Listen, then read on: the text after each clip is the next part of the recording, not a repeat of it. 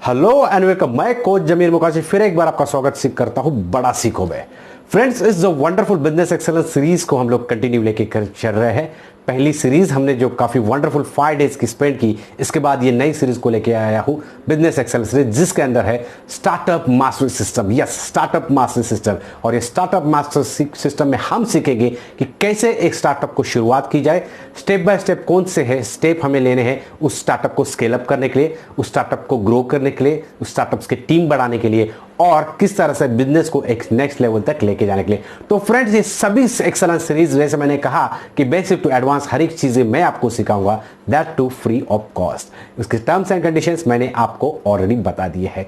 तो फ्रेंड्स, हम बात करते हैं right now startup excellence series में। तो इसमें मैं बात करूंगा काफी इंपॉर्टेंट चीजों के बारे में। यस फ्रेंड, एक बिजनेस एक्सेलेंस के हम जब बात करते हैं, स्टार्टअप की बात करते हैं, तो कहा जाता है कि एक छोटा सा बच्चा है, अगर उसे कहते हैं कि ये नींबू है, ये पानी और शक्कर है और ये नमक है, और आप जाओ, तो बच्चा जाएगा, एक अच्छी सी पतीली ले लेगा जिसमें पानी बना लेगा, जाके रोड साइड कहीं पे खड़ा हो जाएगा और उसे वो नींबू शरबत बेच देगा। लेकिन यही चीज अगर मुझे स्ट्रक्चर सिस्टम में अगर करनी है, तो वही बच्चा ब्रांड्स के बारे में सोचेगा, रजिस्ट्रेशंस के बारे में सोचेगा, मशीनरीज के बारे में सोचेगा, इक्विपमेंट्स के बारे में सोचेगा, परमिशंस के बारे में सोचेगा, लाइसेंस के बारे में सोचेगा, 1001 थिंग।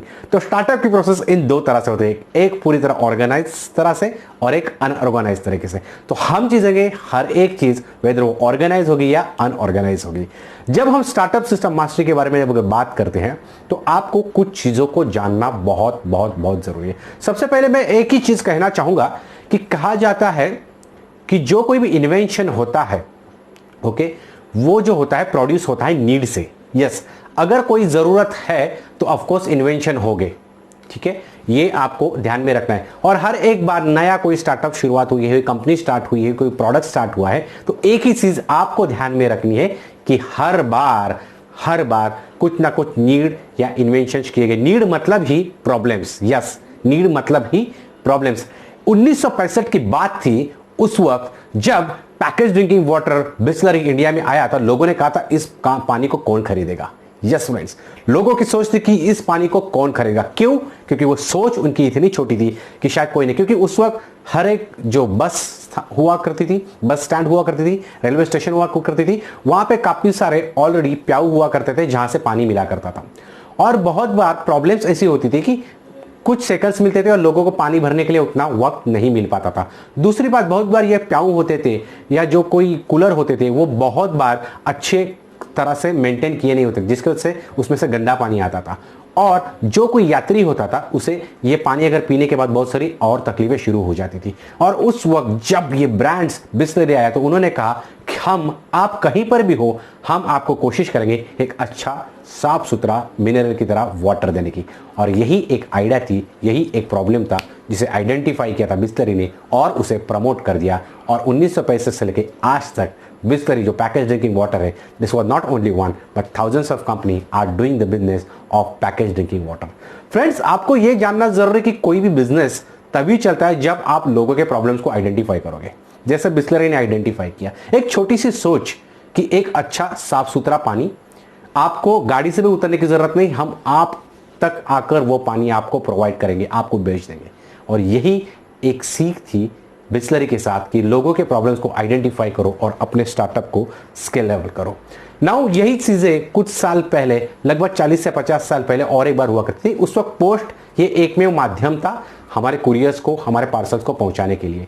और this is a complete organized government sector, तो ऑब्वियसली चार्जेस हुआ बहुत करते थे, लेकिन उनका जो पूरा वॉल्यूम था वो काफी था। And there is the possibility बहुत बार लोगों को वक्त पे डिलीवरी नहीं मिल पाती थी। और वही जन्म हुआ प्राइवेट सेक्टर्स कुरियर कंपनीज का।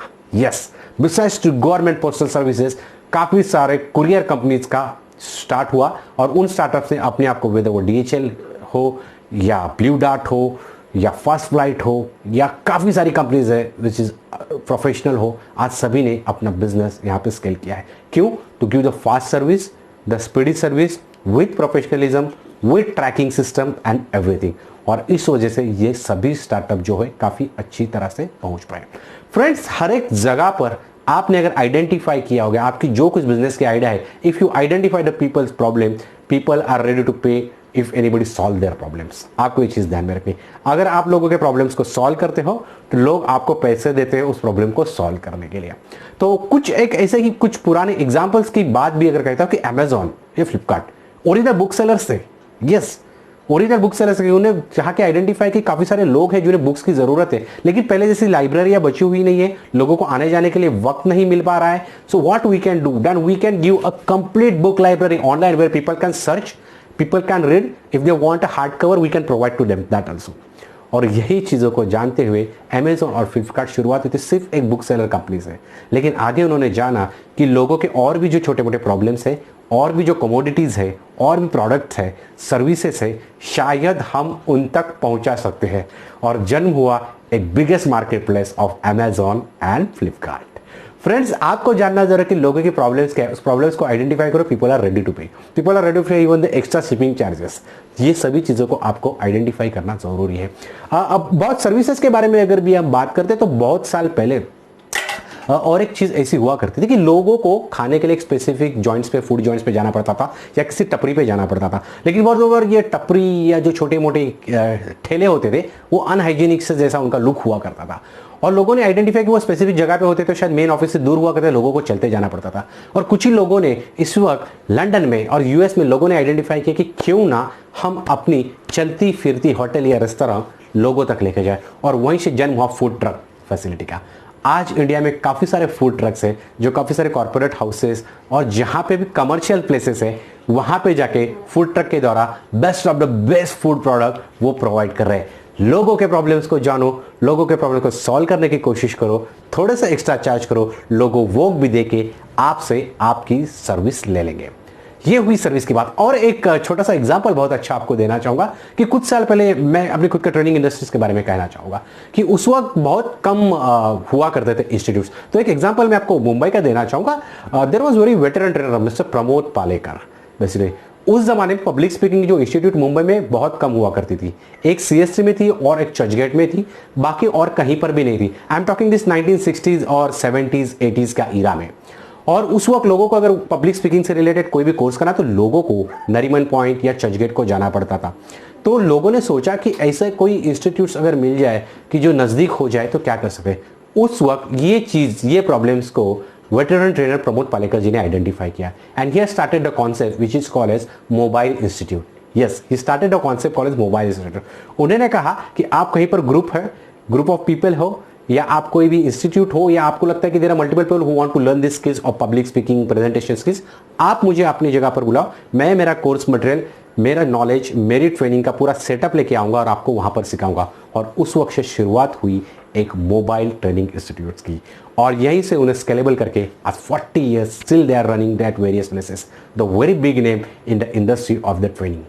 ओके, नाउ इसी चीज को आगे बढ़ते हुए धीरे धीरे हम एक बात करेंगे और कुछ सर्विसेज इंडस्ट्रीज का जो लेटेस्ट होंगे। आई थिंक उसी के बारे में हम बात करेंगे तो हो पाएगा।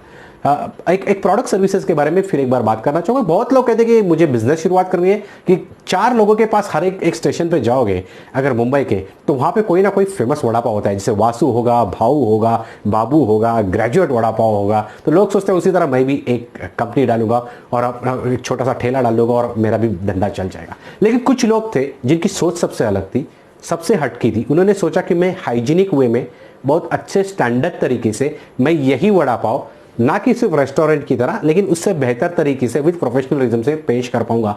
और यहीं पे जन्म हुआ गोली वड़ा पाव और जंबो वड़ा पाव का। यस, जंबो वड़ा पाव और गोली वड़ा पाव सेंटर की जो कॉन्सेप्ट थी वो वही थी, लेकिन कुछ अलग से हट के नई वेरिएशंस के साथ, जो इंडियन बर्गर वड़ा पाव को एक नई तरह पे सोच को, एक नई न्यू बताने की कोशिश जो जरिया था वो गोली वड़ा पाव और साथ साथ जंबो वड़ा पाव ने सेट किया।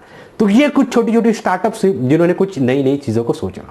इस आने वाली नई जितनी स्टैंडर्ड सीरीज है उसमें आप देखोगे कि हर एक बिजनेस को, आइडियाज को, लोगों ने प्रॉब्लम को आइडेंटिफाई किया है। एक रिसेंटली मेरे और एक फ्रेंड है कि आजकल जब से ऑनलाइन की बिजनेस शुरू हो गई है और पिछले 5 साल ई कॉमर्स इंडस्ट्री इतनी बन गई, सबको पता है कि ऑनलाइन सेल्स अगर करते हैं तो बहुत सारे, तो लोगों ने जो रश किया कि डिजिटल मार्केटिंग सीखना है, डिजिटल मार्केटिंग सीखना है, क्योंकि हम हमारे प्रोडक्ट को सेल कर पाएंगे ऑनलाइन। लेकिन बहुत बार हर चीज सीखी, एसीओ सीखा, एसएमओ सीखा, डिजिटल मार्केटिंग हर एक कॉन्सेप्ट सीखे, हर चीज सीखी, लेकिन उन्हें पता था कि मेन सेलिंग जो है वो होती है गूगल में और उसके साथ में एफबी पे। ये दोनों ही प्लेटफॉर्म है जहां पे हम सेल कर सकते हैं। लेकिन सब चीज करने के बाद उन्हें पता चला कि इतना चीज सीखने के बाद जो एक्चुअल चीज है वो है एक्वायरिंग द कस्टमर। वो कैसे हम सीख पाए, और वो टेक्निक्स, वो साइकोलॉजी को जानना बहुत जरूरी है। सो ऐसे ही लगभग आज से 2 साल पहले इस चीज को आइडेंटिफाई करके एक और young entrepreneur Dhananjay Kalyankar of MySwarajya.com ने इस प्रॉब्लम को आइडेंटिफाई किया और उन्होंने कहा कि yes, I will help you to get your customer online, I will help you to get your customers online. और उन्होंने सर्विसेज स्टार्ट की, लोगों को ऑनलाइन के द्वारा उनकी प्रोडक्ट और सर्विसेज को बेच के देना, और साथ में जो लोग इंटरेस्टेड है अपने प्रोडक्ट सर्विस को खुद बेचने के लिए तो उनको ट्रेन करना to how to get a customers online. ये एक छोटी छोटी कंसेप्ट है। इसके साथ सर्विस इंडस्ट्री में, प्रोडक्ट इंडस्ट्री में ऐसे बहुत सारे लोग थे कि जो सेल्स में थे उनको लगता था कि मैं हाई टिकट सेल्स मतलब मेरी प्रोडक्ट्स को मैं बड़े स्केल पे कैसे बेच पाऊं, या मेरी सर्विसेज को किसी में बड़े लोगों को कैसे बेच पाऊं, so I can get a bulk order. ना ये हाई टिकट सेल्स करने के लिए लोगों के पास बहुत प्रॉब्लम्स हुआ करते थे। तो इसी चीज को आइडेंटिफाई किया mister Dhawan of you ability के। यस, यू एबिलिटी के धवन जी ने आइडेंटिफाई किया और उन्होंने बताया कि आप किस तरह से, वेदर आपका प्रोडक्ट है या सर्विसेज है, इसको आप नई तरह से, नई जगह से हाई टिकट क्लाइंट्स आप कैसे मिला पाओगे। और यही एक शुरुआत थी कि जहां से उन्होंने लोगों के प्रॉब्लम्स को आइडेंटिफाई किया, वेदर मैन्युफैक्चरर्स थे, सर्विस प्रोवाइडर थे, कोच थे, और उनको बताया कि किस तरह से आप हाई टिकट क्लाइंट्स एक्वायर कर सकते हो। यस, और 1-to-1 कोचिंग हैंड होल्डिंग के साथ उन्होंने लोगों को यह सिखाना शुरू किया, क्योंकि कोच तो बहुत है इंडस्ट्री में, लेकिन हाई टिकट सेलिंग किस तरह से की जाए ये धवन जी ने इस वक्त लोगों को सिखाया। तो ये छोटी छोटी चीजें होती हैं जिससे जानते हम स्लोली आगे बढ़ जाते हैं। वड़ा पाव के और एक कंसेप्ट थी कि जैसे गोली वड़ा पाव ने और जंबो वड़ा पाव ने सोचा कि ये छोटे छोटे ठेले हैं, वैसे मैं मेरे खुद का ब्रांड फ्रेंचाइजी हर जगह बनाऊंगा, लेकिन वो स्टेडी है, वन प्लेस। तो लोगों ने सोचा कि ऐसी कोई चीज मोबाइल वड़ा पाव सेंटर की शुरू की जाए या नहीं, और लोगों को यही चीज एक यंग एंटरप्रेन्योर ने आइडेंटिफाई की जो कि सबसे पहले फूड डिलीवरी बॉय था। और उसने ये चीज आइडेंटिफाई की, बहुत सारे लोग आज मुंबई में ट्रैफिक में फंस जाते हैं, यहां से वहां ट्रैवल करते हैं और सिग्नल्स पे या ट्रैफिक जाम में उनका काफी सारा वक्त चला जाता है, और उस वक्त भूख की वजह से वो बेचैन होते हैं। और उस वक्त अगर सही वक्त पे अगर थोड़ा सा पानी और वड़ा पाव उन तक अगर पहुंच पाए तो शायद कुछ बेहतर और न्यू यूनिक हो सकता है। और वहीं से शुरुआत हुई सिग्नल वड़ा पाव की। Yes, package drinking water along with the tissue along with the vada pav at the cost of 20 rupees, इस प्रोडक्ट को लॉन्च किया, लोगों के प्रॉब्लम को आइडेंटिफाई किया, और इस young entrepreneur signal vada pav का जन्म हुआ। तो चीजें ये बहुत सारी है, आइडियाज है, कॉन्सेप्ट्स है, ये आपको जानना जरूरी है। दूसरी बात, बहुत बार देख रहा मैं क्या देख रहा हूं, ये छोटी सी चिट आपको लगेगी माय फ्रेंड्स, लेकिन मैं ऐसे कहता हूं कि ये चौपड़ी है जो हर वक्त मेरे साथ होती है। कोई भी आइडियाज है, कोई भी कॉन्सेप्ट होता है, मैं उसे जॉट डाउन कर देता हूं यहाँ पे। शायद सोचते होगे कि it is better to be write it in चौपड़ी rather than keep it in खोपड़ी, क्योंकि वो मोबाइल की तरह ये हैंग हो सकता है, आप भूल सकते हैं, लेकिन अगर चौपड़ी में अगर आपके पास लिखा होगा तो शायद बहुत सारी चीज आप कर पाओगे। और हर एक चीज को, प्रॉब्लम्स को आइडेंटिफाई करके लोगों तक पहुंचना बहुत जरूरी है। आज इस लॉकडाउन में, कोरोना के सिचुएशंस में लगभग 25 से 30% नए स्टार्टअप्स आए। लोगों ने लोगों के प्रॉब्लम्स को आइडेंटिफाई किया, लोगों को पता था इसेंशियल सर्विसेज जितने हैं उसको अलाउड है। मैंने ऐसे लोगों को देखा, यंग एंटरप्रेन्योर्स को, जो बड़े बड़े कॉम्प्लेक्स में रहते हैं या नियर बाय रहते हैं, उन्होंने कहा कि yes, you have the big complex, we are the people who are ready to do sanitization services. और उन लोगों ने क्लीनिंग और सैनिटाइजेशन सर्विसेज को प्रोवाइड करना स्टार्ट किया।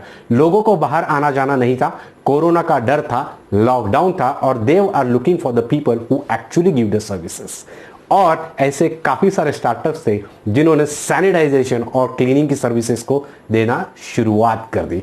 इसी के साथ कुछ लोग थे जिन्होंने आइडेंटिफाई किया कि बहुत जगह अगर कोई कोरोना पॉजिटिव हो जाता है तो वो लोग, उनकी फैमिली को कंप्लीटली आइसोलेशन में रखा जाता है या एट होम क्वारंटाइन रखा जाता है, so they can not go outside.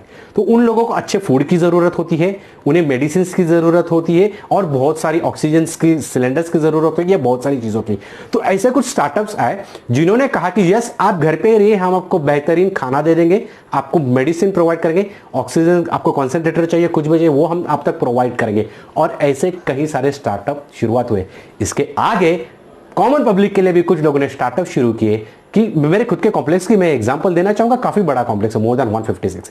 और ऐसी प्रॉब्लम थी कोरोना में, पिछले साल 2020 में लोग बाहर नहीं आ पा रहे थे और इसने आइडेंटिफाई किया लोगों को कुछ भी हो तो खाने के लिए सब्जियों की जरूरत है और वो बार बार तो बाहर नहीं आएंगे इस वजह से। तो उन्होंने कहा कि मैं सब्जी बास्केट में full of with the services with additional 10 rupees आपके घर तक पहुंचाऊंगा। उन्होंने सीधे से ऐड की, बाहर जाके इन्फेक्शन से 1 लाख घलाने की बजाय 10 रुपए एडिशनल लेके मुझसे फ्रूट बास्केट या वेजिटेबल बास्केट की सर्विसेज को पालो। और यही से स्वराज्य वेजिटेबल्स के अजीत भोसले जी ने ये कॉन्सेप्ट्स को शुरुआत की। तो ऐसे काफी सारी चीजें, लोगों के प्रॉब्लम्स को समझो, प्रॉब्लम्स को सॉल्व करने की कोशिश करो, जो आइडियाज है आइडियाज को जॉट डाउन करो, मार्केट रिसर्च करो। यही जरूरी होता है एक इंपॉर्टेंट हर एक स्टार्टअप के लिए। अगर आप एक as a being good entrepreneur आपको ये चीजें आप पता चले लोगों के प्रॉब्लम्स को कैसे सॉल्व करना है, तो एक बेहतरीन और अच्छे से अच्छा प्रोडक्ट या सर्विसेज आप लोगों को दे सकते हैं। So with this moment remember this the first lesson, identify the issue, give that complete focus, what are the problems, make sure you can solve that problem with your idea, with your thoughts, with your product, with your services, and of course then the business is yours. Thank you.